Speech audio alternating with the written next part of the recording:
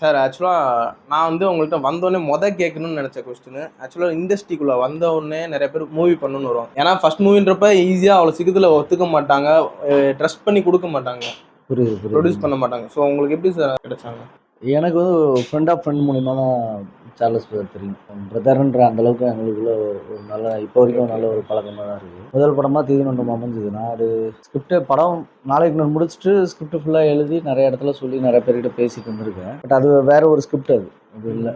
அது கொஞ்சம் பட்ஜெட் அதிகமாக இருந்தது, கொஞ்சம் டிலே ஆகிட்டே இருந்தது. அந்த டைமில் தான் இந்த மாதிரி சார்லஸ் இமானுவேல் அப்படின்ற ஒருத்தர் வந்து கதை கேட்குறாருன்னு சொல்லி மணின்னு சொல்லிட்டு என்னோட ஃப்ரெண்டு, இப்போ என்னோட கோ டைரக்டர் அவர் தான் இருக்கார். ஒரு பேராஷூட் எல்லாத்துலேயுமே கிட்டத்தட்ட ஒரு 8 வருஷமாக கூட ஒர்க் பண்ணுறது. அவர் மூலிமா தான் எனக்கு சார்லஸ் அவர் தெரியும். ஸோ அப்படி தான் அது நடந்தது. அவரும் ரொம்ப இன்ட்ரெஸ்டடாக சினிமாக்குள்ளே வரணும், படம் பண்ணணும்னு சொல்லி அது ஒரு மாதிரி கொலாபரேஷனாக நடந்தது. அந்த டைமில் ரொம்ப பேஷனாக இருந்தார் அவரும் சினிமாக்குள்ளே வரணும்னு. அப்படி வந்து தான் அந்த ப்ராஜெக்ட் நடந்தது.